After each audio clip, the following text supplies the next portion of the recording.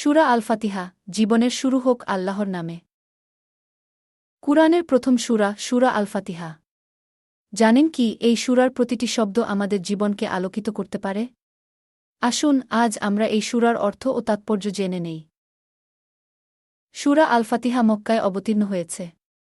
এটি কুরআনের শুরু এবং নামাজের অবিচ্ছেদ্য অংশ। এর ৭টি আয়াতে লুকিয়ে আছে জীবনের মূল বার্তা। বিসমিল্লাহির রাহমানির রাহিমকে শুরু করছি আল্লাহর নামে, যিনি পরম করুণাময়, অতি দয়ালু। এই বাক্যটি আমাদের শেখায় প্রতিটি কাজ আল্লাহর নামে শুরু করতে। আলহামদুলিল্লাহি রাব্বিল আলামিন, সকল প্রশংসা আল্লাহর জন্য, যিনি বিশ্বজগতের পালনকর্তা। আমরা কৃতজ্ঞতা জানাই সেই মহান সত্তার প্রতি। ইহদিনাস সিরাতাল মুস্তাকিম, আমাদের সরল পথ দেখান।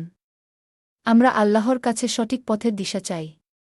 সিরাতাল্লাহিনা আনামতা আলাইহিম, তাদের পথ, যাদের আপনি অনুগ্রহ করেছেন। আমরা সেই পথে চলতে চাই যে পথে আল্লাহর রহমত বর্ষিত হয়েছে।